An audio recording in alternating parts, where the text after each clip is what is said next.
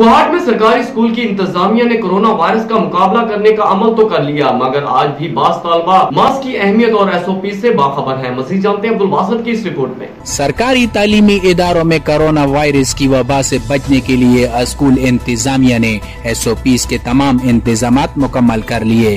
काफी कोशिश की, हमारे स्कूल स्टाफ मेंबर सब ये कोशिश करते हैं कि जितनी से मुमकिन हो ज्यादा से ज्यादा SOP को फॉलो किया जाए, क्योंकि इसमें हमारी भलाई है, इसमें हमारी कामयाबी है।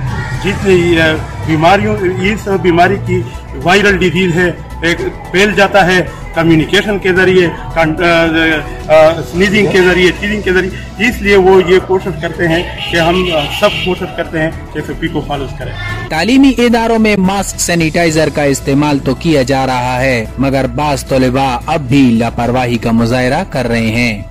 सर मास्क के साथ मेरा दिल घबराता है, मैं जब पढ़ाई करता हूँ तो मास्क हटा लेता हूँ सर। खैर मैं बच्चों से दूर बैठ जाऊँगा, लेकिन मैं मास्क नहीं पहनूँगा। इन तालीमी इदारों में पढ़ने वाले ज़हीन और काबिल तलबा का कहना है कि हम हर मुमकिन कोशिश करेंगे कि कोरोना वायरस से बचने के लिए मुकम्मल SOPs पर अमल करें। अब्दुल बासित, राज न्यूज़, कोहाट।